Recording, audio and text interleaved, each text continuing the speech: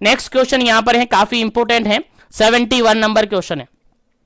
71 number question यहां पर ये है, symptoms of advance cervical cancer except. देखिएगा क्वेश्चन क्या समझाया है, क्वेश्चन क्या घुमाया है, घुमाकर कैसे क्वेश्चन दिया है। क्वेश्चन ये है कि सर्विक्स जो सर्वाइकल कैंसर है, अगर सर्वाइकल कैंसर है लेकिन उसकी स्टेज कैसी हो चुकी है, एडवांस हो चुकी है। सर्वाइकल कैंसर की स्टेज कैसी हो चुकी है, एडवांस हो चुकी है। तो फॉलोइंग ऑप्शन में से एक ऐसा ऑप्शन है जो कि एडवांस स्टेज के अंदर देखा नहीं जाता है। सिम्टम्स पूछा है यहां पर, जो कि एडवांस स्टेज में सिम्टम्स देखा नहीं जाता है, बाकी सभी देखे जाते हैं। चलेगा, क्वेश्चन समझ में आ गया ना, बिल्कुल वही है। पहला ऑप्शन यहां पर है heavy vaginal bleeding, second option है यहां पर वेट लॉस, थर्ड ऑप्शन है यहां पर पैल्विक पेन, फोर्थ ऑप्शन है यहां पर असिम्प्टोमेटिक। चलिएगा, आंसर आपको बताना है फटाफट से कि advance stage of cervical cancer कौन सा क्लिनिकल फीचर देखने को नहीं मिलता है। चलिएगा, जल्दी से आंसर दीजिएगा, क्या इसका करेक्ट आंसर होगा।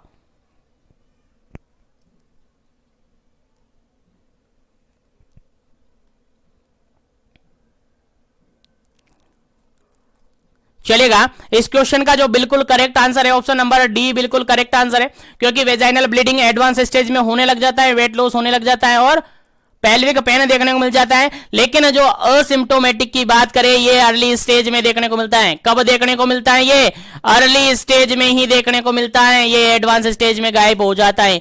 सर्वाइकल कैंसर के अंदर जो अर्ली स्टेज होती है वो असिम्प्टोमेटिक होती है, यानी कोई सिम्टम्स यहां पर जनरेट नहीं होते हैं, कोई सिम्टम्स यहां पर दिखाई नहीं देते। लेकिन जैसे ही स्टेज एडवांस होती जाती है वैसे वैसे उसमें क्लिनिकल फीचर देखने को मिलने लग जाते हैं। इसलिए याद रखेगा, अर्ली स्टेज में किसी भी टाइप का कोई साइन देखने को नहीं मिलता है, इसलिए असिम्प्टोमेटिक। और यहां पर एक्सेप्ट करके आपसे पूछा था, एडवांस स्टेज में एक्सेप्ट करके पूछा था, इसीलिए आपका राइट आंसर क्या होगा, ऑप्शन नंबर डी हो गया। चलिएगा, उम्मीद है यहां तक के सभी क्वेश्चन आपको समझ में आ गए होंगे, सभी क्वेश्चन आपको याद भी हो रहे होंगे। चलिएगा, आगे बढ़ते हैं, आगे बढ़ते हैं, सेशन को लाइक शेयर करते रहिएगा। चलेगा, आगे बढ़ते हैं, नेक्स्ट क्वेश्चन आपके लिए काफी इंपॉर्टेंट है। चलेगा, काफी इंपॉर्टेंट क्वेश्चन है, 72 नंबर क्वेश्चन। क्वेश्चन कह रहा है, which barrier protection major use to prevent the cervical cancer.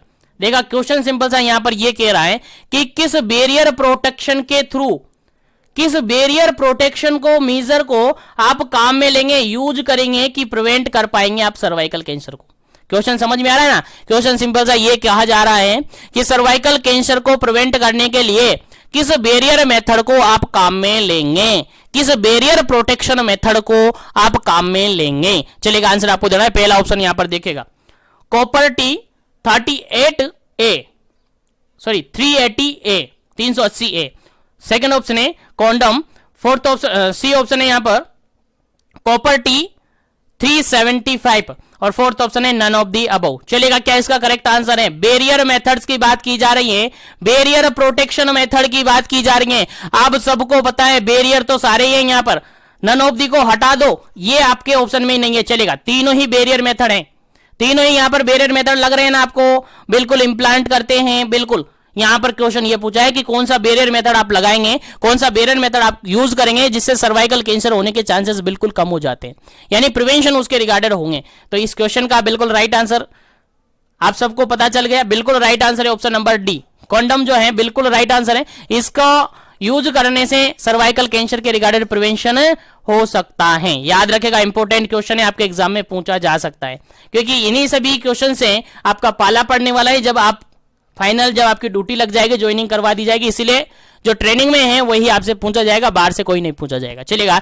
Next question है आपका 73 नंबर, और 73 नंबर आपका क्वेश्चन कहता है, diagnosis of cervical cancer is done by the all except. देखिए, क्वेश्चन सिंपल सा यहां पर यह पूछा है कि diagnosis of cervical cancer is done by all except करके यहां पर निकालना है। यानी यहां पर अगर अपन देखें, यहां पर अगर अपन देखें तो सभी मेथड जो नीचे फॉलोइंग ऑप्शन में दिए हुए हैं वो सभी या उन सभी के थ्रू सर्वाइकल कैंसर के रिगार्डेड डायग्नोसिस किया जा सकता है। लेकिन एक ऐसा मेथड है जिसके थ्रू हम सर्वाइकल कैंसर के रिगार्डेड डायग्नोसिस नहीं करते हैं। आंसर आपको बताना है फटाफट से, क्या इसका करेक्ट आंसर होगा। पहला ऑप्शन यहां पर visual inspection of acetic acid, second option है बायोप्सी, थर्ड ऑप्शन है यहां पर प्री कैंसरस लीजन और फोर्थ ऑप्शन है यहां पर FNAC।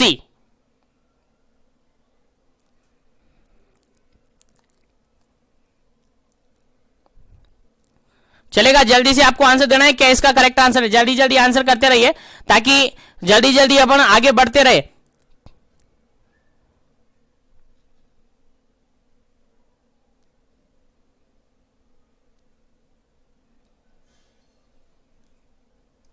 चलेगा, यहां पर जो बिल्कुल करेक्ट आंसर होता है आपका ऑप्शन नंबर डी बिल्कुल करेक्ट आंसर होता है, क्योंकि visual inspection of acetic acid VIA करके आपके ऑप्शन मिल सकता है।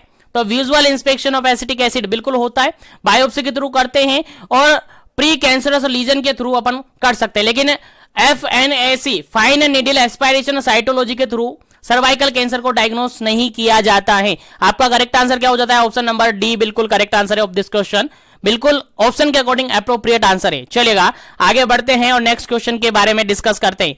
सेशन को लाइक शेयर करते रहेगा ताकि सभी तक पहुंच जाए। जो भी कैंडिडेट नए जुड़ रहे हैं, जो चैनल पर बार बार विजिट करते हैं, पहले बार विजिट कर रहे हैं, चैनल को जरूर से सब्सक्राइब करके बेल आइकन कॉल पे प्रेस कर ले। चलेगा, नेक्स्ट क्वेश्चन है आपका 74 नंबर क्वेश्चन, और 74 नंबर क्वेश्चन कहता है other name of Pep smear. Pep smear क्या है जी? पेप स्मीयर बिल्कुल स्क्रीनिंग टेस्ट है। क्या है जी? स्क्रीनिंग टेस्ट है, किसके रिगार्डेड? सर्वाइकल कैंसर के रिगार्डेड।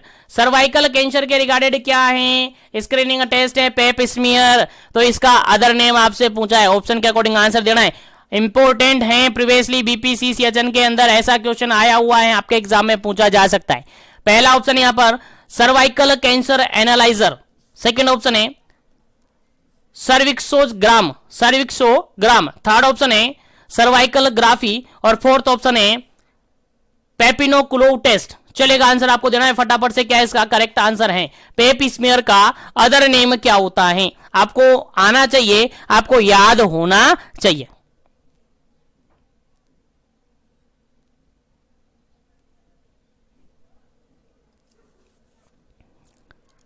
चलेगा, यहां पर अगर बिल्कुल करेक्ट आंसर अपन दे तो ऑप्शन नंबर डी बिल्कुल करेक्ट आंसर है।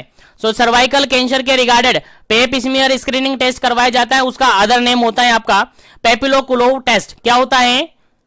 पेपिनोकुलोव टेस्ट। बिल्कुल करेक्ट आंसर इस क्वेश्चन का ऑप्शन नंबर डी। चलेगा, आगे बढ़ते हैं नेक्स्ट क्वेश्चन पर। थोड़ा स्पीडली चल रहा हूं क्योंकि क्वेश्चन काफी बड़ा है, आपको समझ में आना चाहिए। सेशन काफी बड़ा हो सकता है और सेशन के अंदर पूरा टॉपिक अपन मोल्डेड करेंगे, पूरा ब्लॉक हम मोल्डेड कर देंगे, और इससे रिमेनिंग क्वेश्चंस बचेंगे उनको अपन नेक्स्ट ब्लॉक के अंदर पढ़ेंगे, क्योंकि कैंसर से रिगार्डेड आपके दोनों पेपर के अंदर एग्जाम में क्वेश्चन पूछा जा सकता है। दोनों पेपर में एग्जाम में क्वेश्चन पूछा जा सकता है, फर्स्ट पेपर के अंदर भी, सेकंड पेपर के अंदर। एक एक यूनिट दोनों पेपर के अंदर आपके दे रखी है, इसलिए दोनों में याद रखिएगा। चलिएगा, यहां पर बात करते हैं अपन रिमेनिंग जो कैंसर से रिगार्डेड क्वेश्चन बचे हुए ओपन सेकंड पेपर की जो यूनिट है उसके अंदर डिस्कस करेंगे। बाकी इस पेपर के अंदर आपको यही सफिशिएंट क्वेश्चन आएंगे। चलेगा, नेक्स्ट क्वेश्चन की बात करते हैं 75 नंबर क्वेश्चन, और 75 नंबर क्वेश्चन कहता है trench foot is occur due to. जो ट्रेंच फुट देखने को मिलता है वो किसके कारण से देखने को मिलता है? कारण पूछा है। ट्रेंच फुट जानते हो ना, बिल्कुल सबने देखा होगा, सबने सुना होगा ट्रेंच फुट क्या होता है। तो वो जनरली किसके कारण से देखने को मिलते हैं? ऑप्शन के अकॉर्डिंग आंसर आपको देना है, इंपॉर्टेंट है आपके एग्जाम पॉइंट ऑफ व्यू से, इसलिए याद रखिएगा।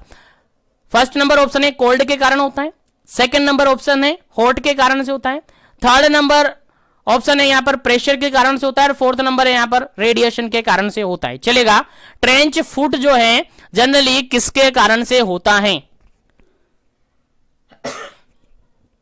Trench foot. चलेगा, जल्दी कीजिएगा, क्या इसका करेक्ट आंसर है?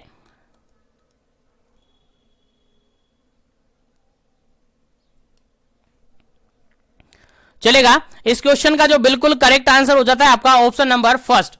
ऑप्शन नंबर फर्स्ट बिल्कुल करेक्ट आंसर हो जाता है, कोल्ड के कारण से। एनवायरमेंट के अंदर अगर काफी ज्यादा ठंड है, काफी ज्यादा कोल्डनेस है, तो ऐसी कंडीशन में जो डिजीज देखने को मिलती है वो ट्रेंच फुट देखने को मिलती है। पैरों के अंदर आपने देखा होगा कैसी कंडीशन हो जाती है, वही ट्रेंच फुट होती है। ट्रेंच फुट देखा होगा, नहीं देखा होगा? नहीं देखा है तो गूगल में जाना, ट्रेंच फुट करके आप सर्च करना, आपको इमेज सामने आ जाएगा, वही होता है ट्रेंच फुट। कॉमनली किसके कारण से देखने को मिलता है? कोल्ड के कारण से। एनवायरमेंट में एक्सेसिव कोल्डनेस अगर हो रखी है तो उसके कारण से देखने को मिलता है, याद रखेगा। चलिएगा, आगे बढ़ते हैं नेक्स्ट क्वेश्चन पर। नेक्स्ट क्वेश्चन के बारे में डिस्कस करते हैं। नेक्स्ट क्वेश्चन है frost bite is occur due to. देखिएगा, सारे क्वेश्चन मैंने मोल्डेड कर दिया। आपके एग्जाम में जो भी क्वेश्चन पूछा जा सकता है, जिस भी क्वेश्चन से रिगार्डेड आपके एग्जाम में क्वेश्चन पूछा जा सकता है, वो सारे क्वेश्चन मैंने मोल्डेड करके आपको अवेलेबल करवा दिए हैं। और ये सारे क्वेश्चन आपको आने चाहिए, ठीक है, सारे क्वेश्चन आपको आने चाहिए। अगर ये भी नहीं आते ना तो फिर आपको एग्जाम में क्वेश्चन भी नहीं मिलेगा, क्योंकि यही नहीं आते जो आपके मॉड्यूल से निकाले, वही नहीं आते, फिर कहां से काम चलेगा। इसलिए याद रखिएगा। नेक्स्ट क्वेश्चन है 76 नंबर क्वेश्चन है, कह रहा है फ्रोस्ट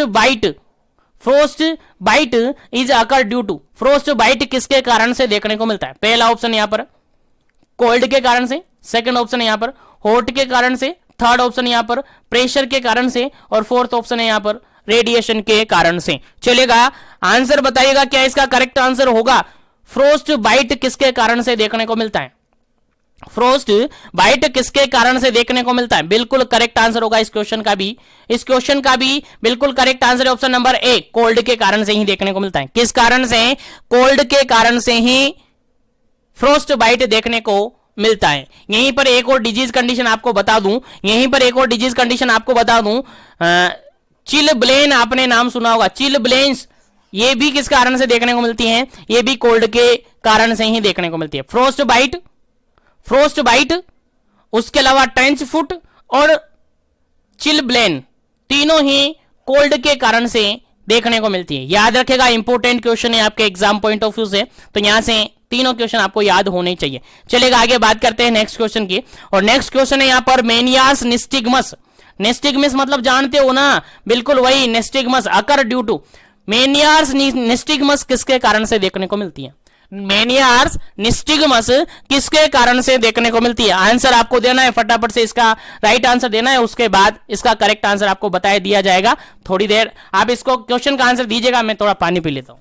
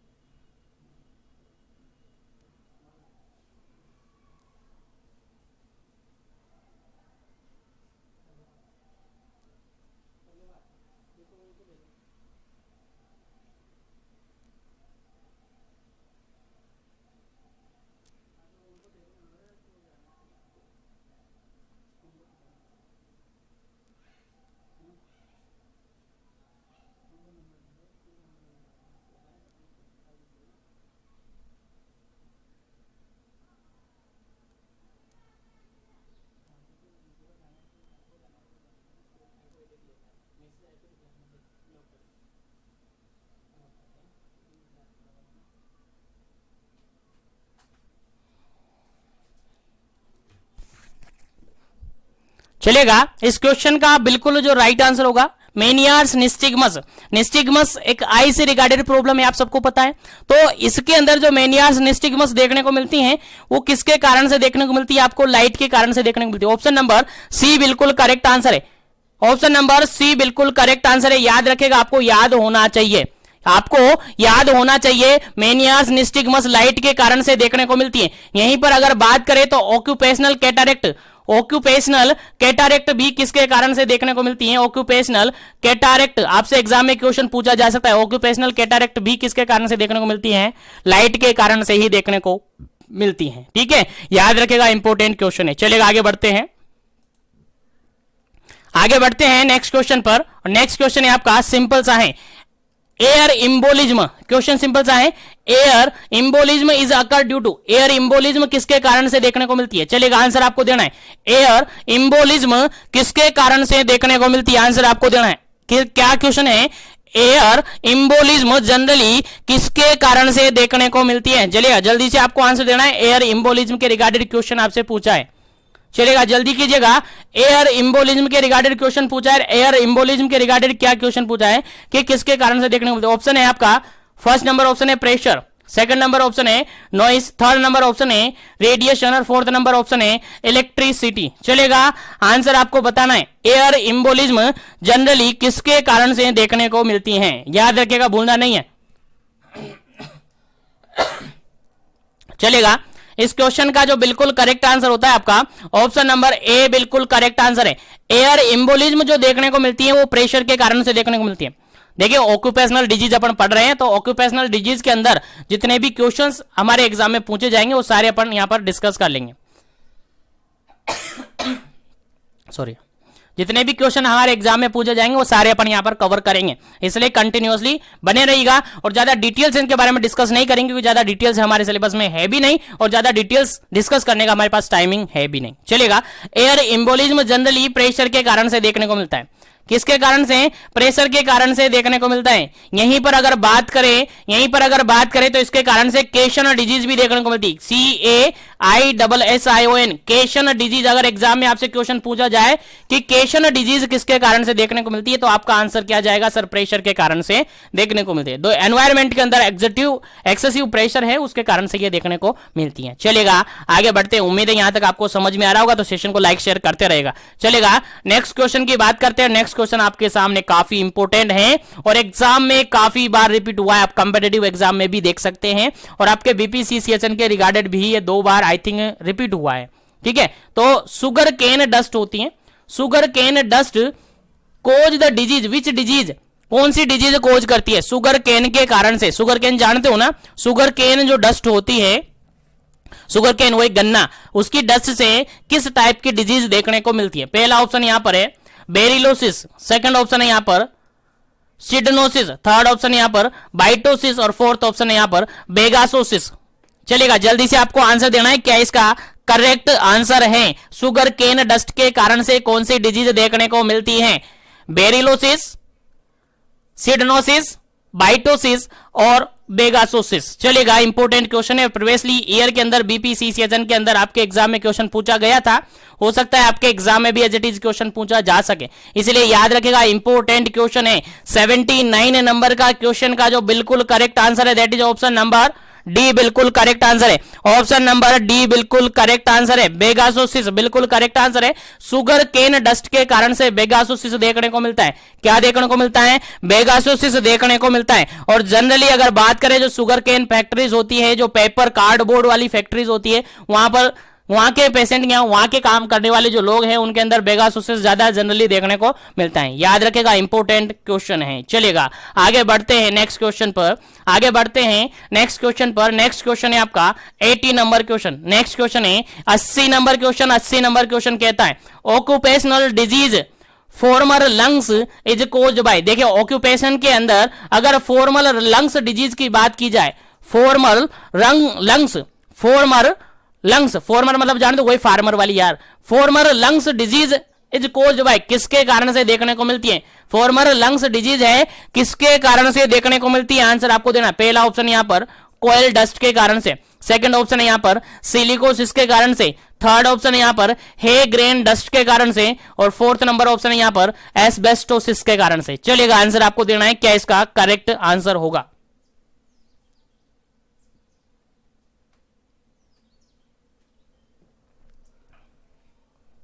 चलेगा, इस क्वेश्चन का अगर बिल्कुल करेक्ट आंसर अपन दे, इस क्वेश्चन का बिल्कुल करेक्ट आंसर अगर अपन दे तो बिल्कुल करेक्ट आंसर है दैट इज ऑप्शन नंबर सी।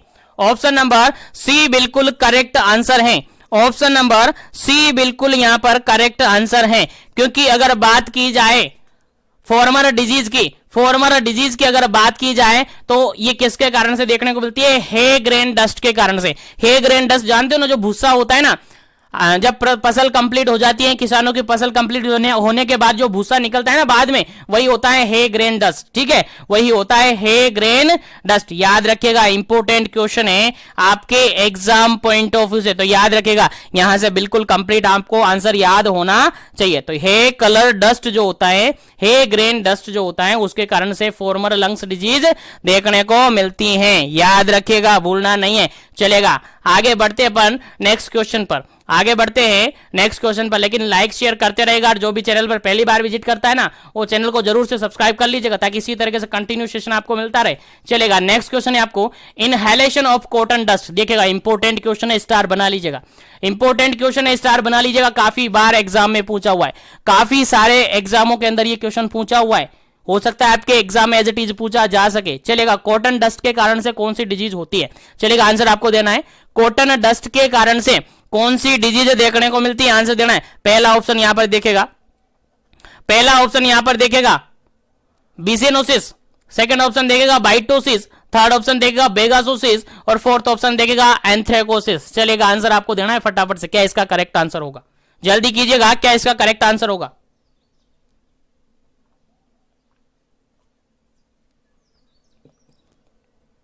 क्या पूछा है?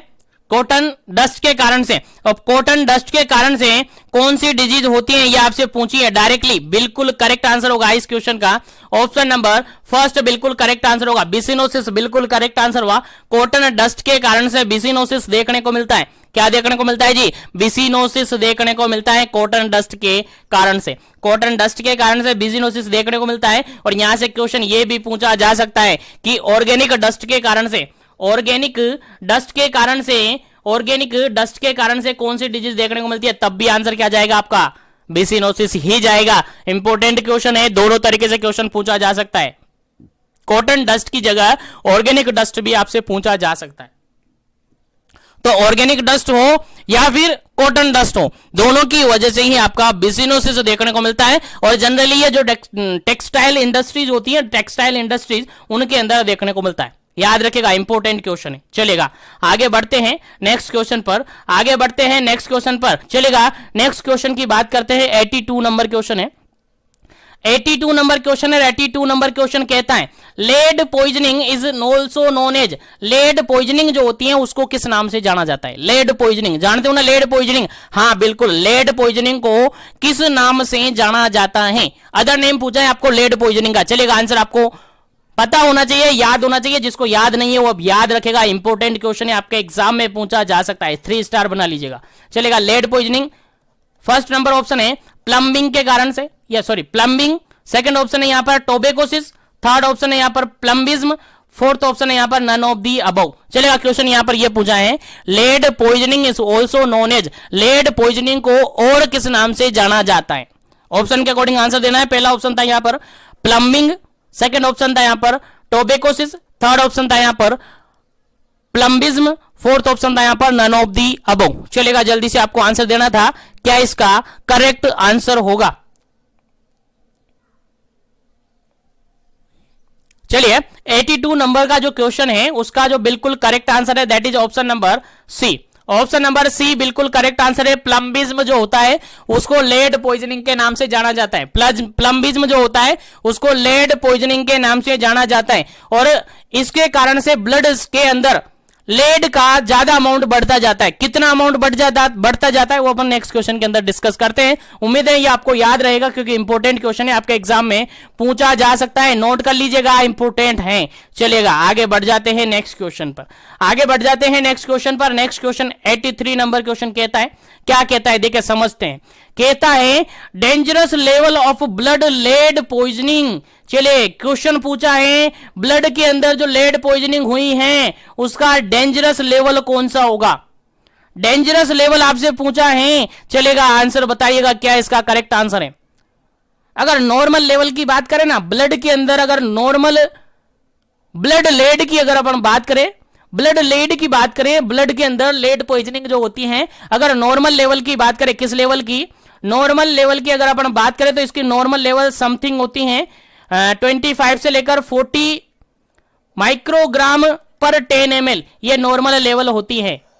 लेकिन आपसे पूछा क्या है? Dangerous level. तो डेंजरस लेवल बताइएगा, ऑप्शन के अकॉर्डिंग आंसर में दिया हूं। चलेगा, ऑप्शन फर्स्ट है यहां पर, ऑप्शन फर्स्ट है यहां पर 65 माइक्रोग्राम पर 100 ml। सेकेंड ऑप्शन है 770 कितना? 770 माइक्रोग्राम पर 100 ml। नेक्स्ट ऑप्शन है 708 माइक्रोग्राम पर 100 ml। फोर्थ ऑप्शन है 350 माइक्रोग्राम 100 ml। चलेगा, आंसर आपको देना है, क्या 650 माइक्रोग्राम पर 100 लीटर में इसका डेंजरस लेवल होता है? क्या 770 माइक्रोग्राम होता है? क्या 708 ग्राम होता है? क्या 350 माइक्रोग्राम होता है। चलिएगा आंसर आपको देना है, ऑप्शन के अकॉर्डिंग आंसर देना है। डेंजरस लेवल ब्लड पॉइजनिंग का, ब्लड लेड पॉइजनिंग की अगर बात की जाए तो उसका डेंजरस लेवल कौन सा होता है? चलिएगा फटाफट से आंसर दे दीजिएगा, फिर उसका करेक्ट आंसर आपको बताया जाएगा। जल्दी कीजिएगा, क्या इसका करेक्ट आंसर होगा?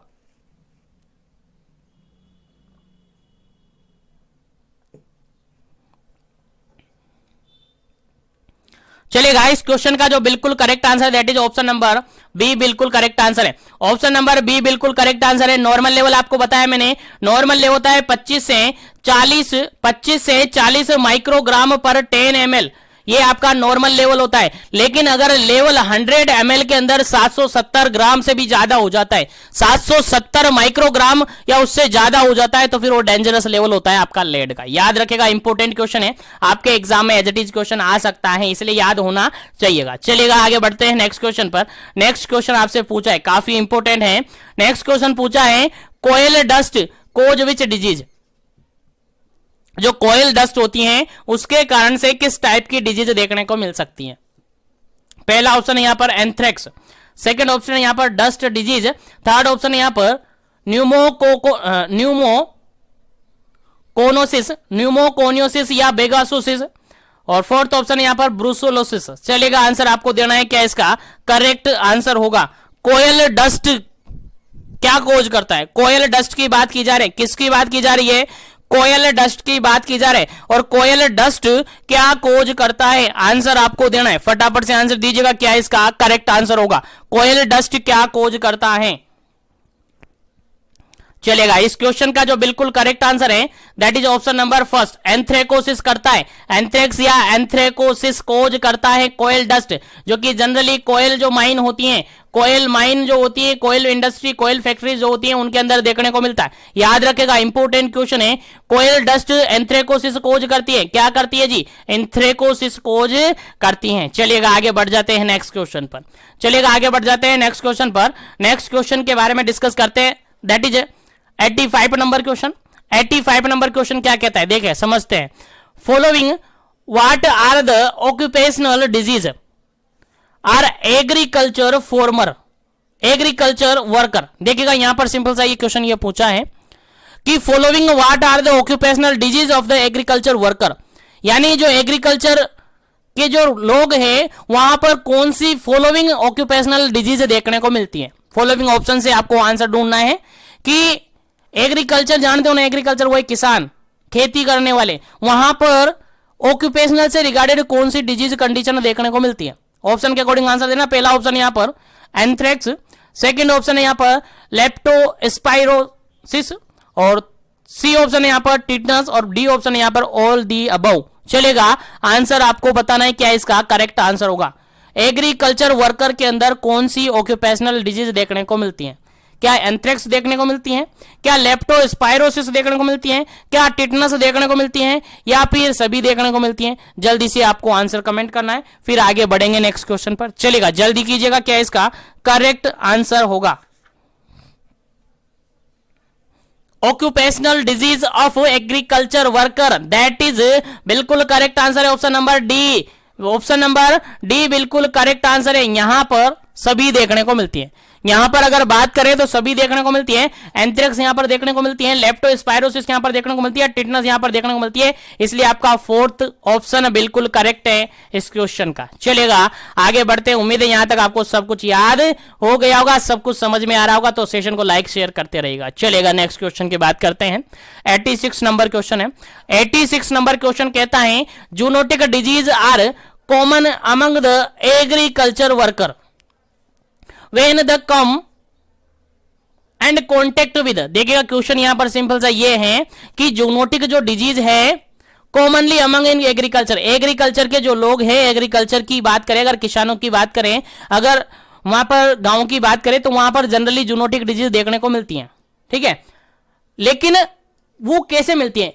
द वेन द कम, वो कब आती है, और कॉन्टेक्ट विद, किससे कॉन्टेक्ट होने पर वो हो सकती है। क्वेश्चन समझ में आ रहा है ना? क्वेश्चन सिंपल सा ये है कि एग्रीकल्चर जो ऑक्यूपेशन है वहां पर जूनोटिक डिजीज मोस्टली देखने को मिलती हैं, लेकिन किसके कॉन्टेक्ट होने से देखने को मिलती है?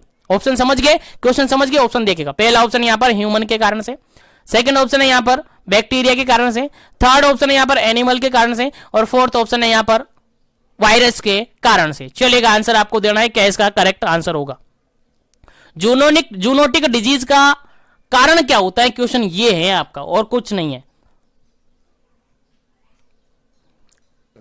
चलेगा, इस क्वेश्चन का बिल्कुल राइट आंसर हो जाता है option number C. Option number C हो जाता है। देखिएगा, अगर जूनोटिक डिजीज की बात की जा रही है ना, जूनोटिक डिजीज की बात की जा रही है ना, तो डायरेक्टली आपको एनिमल से काम चलेगा। किससे बात होगी? एनिमल से। जितने भी एनिमल्स होते हैं उनके कारण से उनके कारण से जो डिजीज कंडीशन होती है वो कैसी डिजीज होती है? जूनोटिक डिजीज मानी जाती है। जूनोटिक डिजीज मानी जाती है। लाइक डॉग बाइट आपने सुना है ना, डॉग बाइट के कारण से क्या होता है सर? रेबीज होता है। क्या होता है सर? रेबीज होता है। तो रेबीज भी क्या है? एक जूनोटिक डिजीज है। रेबीज भी क्या है? एक जूनोटिक डिजीज है। याद रखिएगा, जहां पर जूनोटिक डिजीज की बात आ जाती है वहां पर डायरेक्टली आपको आंसर कहां जाएगा सर? एनिमल पर जाएगा। कहां जाएगा? एनिमल पर। और एनिमल पर ही जाना चाहिए, क्योंकि नंबर चाहिए तो एनिमल भी आपको याद रखना है। चलेगा, आगे बढ़ जाते हैं नेक्स्ट क्वेश्चन पर। आगे बढ़ जाते हैं नेक्स्ट क्वेश्चन पर, और नेक्स्ट क्वेश्चन यहां पर है, the temperature of work palace should be maintain. देखिएगा, जो वर्क पैलेस होता है वहां का टेम्परेचर कितना होना चाहिए? टेम्परेचर पूछा है यहां पर। वर्क पैलेस, जो भी वर्क पैलेस होता है जहां पर भी काम करते हैं लोग, वहां का जो टेम्परेचर है वो कितना होना चाहिए? अप्रोप्रिएट आंसर आपको देना है, कितना टेम्परेचर होना चाहिए वहां का। चलेगा, ऑप्शन के अकॉर्डिंग आंसर देना है। पहला ऑप्शन यहां पर 15 to 20 डिग्री सेंटीग्रेड या सेल्सियस। सेकेंड ऑप्शन है 25 to 27 degree Celsius. Third option है 28 to 38 डिग्री सेंटीग्रेड, और फोर्थ ऑप्शन है 20 to 24 डिग्री सेंटीग्रेड। चलेगा, आंसर आपको देना है फटाफट से, क्या इसका करेक्ट आंसर होगा? जो वर्क पैलेस है वहां का टेम्परेचर कितना होना चाहिए, किस रेंज में टेम्परेचर होना चाहिए, आपको याद होना चाहिए। चलेगा, जल्दी से आपको आंसर दे देना है फटाफट से, जल्दी कीजिएगा, क्या इसका करेक्ट आंसर होगा? वर्क पैलेस का जो टेम्परेचर है कितना होना चाहिए? चलेगा, इस क्वेश्चन का जो बिल्कुल राइट आंसर है आपका, बिल्कुल राइट आंसर है ऑप्शन नंबर बी। बिल्कुल राइट आंसर है। कितना? 25 से लेकर 27 डिग्री सेंटीग्रेड होना चाहिए। अगर अपन प्रिवेंशन की बात करें तो फर्स्ट लेवल प्रिवेंशन जो होता है, प्राइमरी लेवल ऑफ प्रिवेंशन होता है ना, उसके अंदर अपन टेम्परेचर मेंटेन करने का काम भी करते हैं। याद रखिएगा, क्वेश्चन आपसे एग्जाम में पूछा जा सकता है। अगर क्वेश्चन पूछा जा सकता है कि प्राइमरी लेवल ऑफ प्रिवेंशन अपन करते हैं तो क्या करना है सर? टेम्परेचर भी मेंटेन करना है वर्क पैलेस का। याद रखिएगा, प्राइमरी लेवल के अंदर ये माना जाता है। तो temperature of work palace between 25 to 27 बिल्कुल करेक्ट आंसर है इस क्वेश्चन का। चलिएगा, आगे बढ़ जाते हैं नेक्स्ट क्वेश्चन पर।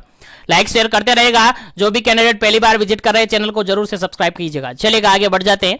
नेक्स्ट क्वेश्चन है 88 नंबर क्वेश्चन है, और 88 नंबर क्वेश्चन क्या कहता है? देखिएगा, recommended maximum level of noise, nice नहीं है यहां पर, नॉइस कर लीजिएगा आप। नॉइस, शोर जो होता है, ध्वनि जो होती है वही, आवाजें जो होती है वही, ये नाइस नहीं है। ठीक है, तो level of noise for human, जो ह्यूमन होता है उसके लिए मैक्सिमम लेवल कितनी होनी चाहिए? जो आवाज जो होती है, नॉइस जो होती है, उसकी मैक्सिमम लेवल एक ह्यूमन के लिए कितनी होती हैं? अगर उससे ज्यादा हो जाती हैं तो फिर ह्यूमन क्या कर जाता है? टॉलरेट नहीं कर पा जाता है, फिर उसके अंदर डिफनेस आ सकता है। तो मैक्सिमम लेवल आपसे पूछी है नॉइस की।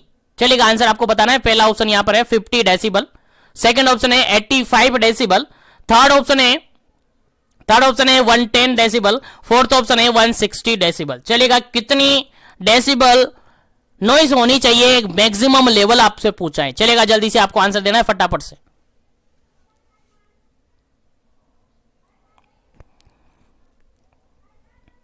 चलेगा, इस क्वेश्चन का जो बिल्कुल राइट आंसर है that is option number B. बिल्कुल राइट आंसर है, that is option number B. बिल्कुल राइट आंसर है। अगर बात करें जनरली तो 70 से लेकर 85 तक की जो नॉइस होती हैं जनरली, 70 से लेकर 80 तक आप मान लीजिएगा, ये जनरली आप नॉइस होती है। लेकिन अगर जैसे ही 80 से ज्यादा होने लग जाती है ना, 80 से बढ़ने लग जाती है, 80 से थोड़ा भी बढ़ने लग जाती है ना, तो धीरे धीरे पर्सन के अंदर क्या होने लगता है? टॉलरेंस जो होती है, टॉलरेंस नहीं कर पाता है पर्सन। और 85 से ज्यादा हो जाती है ना, तो फिर बिल्कुल टॉलरेट नहीं कर पाता है, और लगभग ये मान के चले 90 से तो अबव चली जाती है, बिल्कुल पर्सन इरिटेट हो जाता है। बिल्कुल क्या हो जाता है? इरिटेट हो जाता है। आपको याद रखनी है नॉर्मल रेंज 85 याद रखिएगा। कितना डेसिबल याद रखेगा? 85 याद रखेगा। और नॉर्मल रेंज की अगर बात करें तो 70 से लेकर 85 आप याद रख लीजिएगा। 85 मैक्सिमम मानी जाती है। इससे जैसे ही ज्यादा हो जाती है तो काफी ज्यादा हो जाती है, फिर उसी कंडीशन में पर्सन टॉलरेट नहीं कर पाता है और इरिटेट हो जाता है। फिर अगर इससे भी ज्यादा होती जाती है तो फिर पेशेंट को या पर्सन को क्या हो सकता है, डिफनेस, हियरिंग प्रॉब्लम हो सकती है। चलेगा, उम्मीद है यहां तक आपको समझ में आ रहा होगा। तो आगे बढ़ जाते हैं नेक्स्ट क्वेश्चन पर। नेक्स्ट क्वेश्चन आपके सामने है और इस क्वेश्चन के रिगार्डेड ऑलरेडी प्रीवियसली सेशन के अंदर अपन डिस्कस कर चुके हैं, तो ज्यादा डिस्कस यहां पर नहीं करेंगे। चलेगा, what do you mean understand by acid rain. देखिएगा क्वेश्चन यहां पर सिंपल सा ये पूछा है, एसिड रेन क्या होती है। एसिड रेन जो अम्ल वर्षा होती है वो क्या होती है, वो आपसे पूछा गया। पहला ऑप्शन यहां पर है, ऑप्शन के अकॉर्डिंग आंसर देना है। पहला ऑप्शन यहां पर है raining of sulphuric acid from sky, आकाश से सल्फ्यूरिक एसिड की बारिश होना। सेकंड ऑप्शन है pH of rain water goes below the 5.6, 5.6 से कम पीएच हो जाना। थर्ड ऑप्शन है pH of rain water goes below, बहुत ज्यादा कम हो जाना। फोर्थ ऑप्शन है raining of hydrochloric acid from sky, sky से हाइड्रोक्लोरिक एसिड की बारिश होना। चलेगा, अब आंसर देना है कि एसिड रेन क्या होता है। एसिड रेन क्या होता है। चलेगा, अम्लों की बारिश यहां पर हो रही है, बताइए किसको कहेंगे अम्लों की बारिश। फटाफट से आंसर दीजिएगा, क्या इसका करेक्ट आंसर होगा।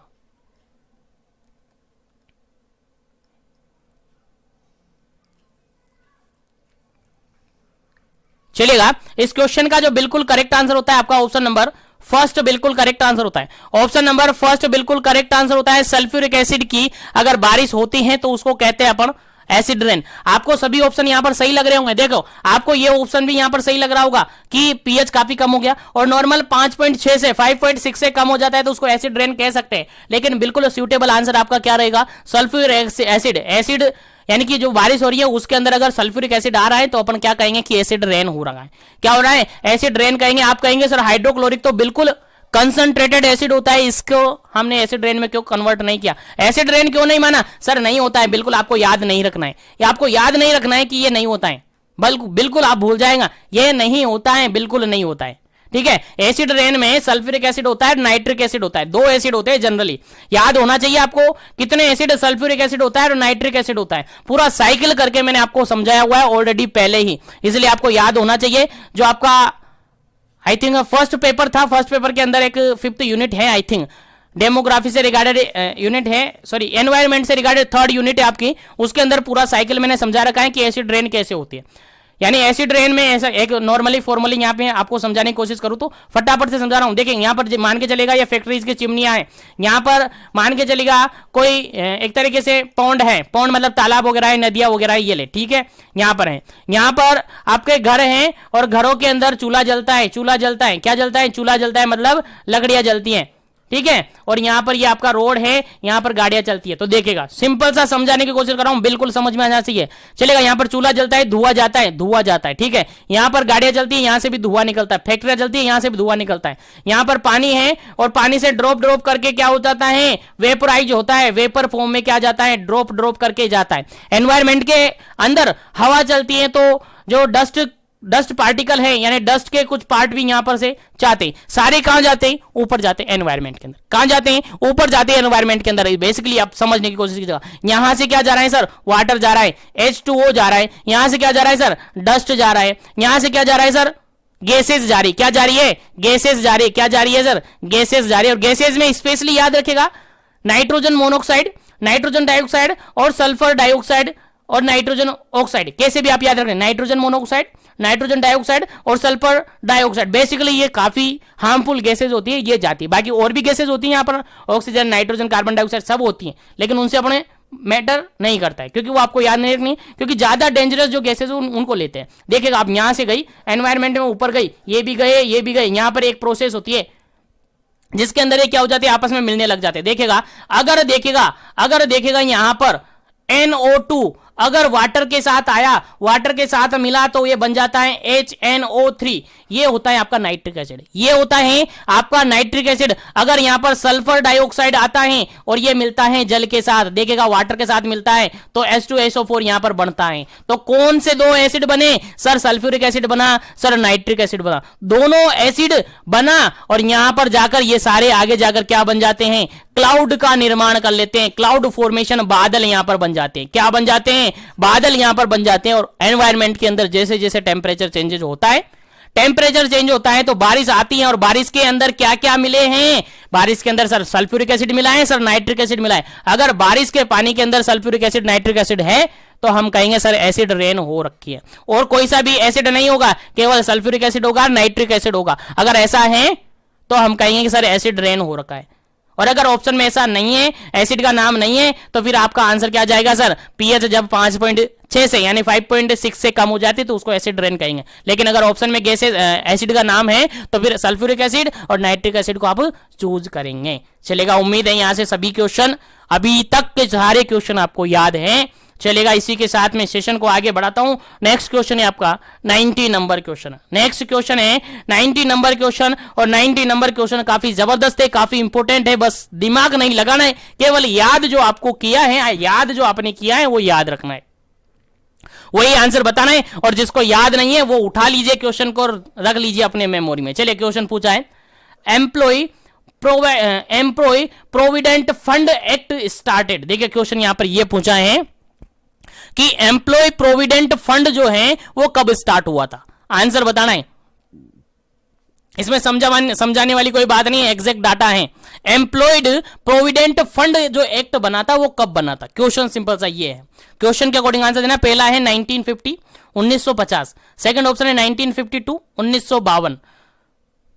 थर्ड ऑप्शन है 1978, 1978। और फोर्थ ऑप्शन है 1961, 1961। चलेगा, आंसर आपको देना है। क्या इसका करेक्ट आंसर होगा? Employ provident fund, employ provident fund कब स्टार्ट हुआ था? आपका आंसर क्या जाएगा? फटाफट से आंसर कमेंट कीजिएगा, फिर आपको आंसर बताया जाएगा।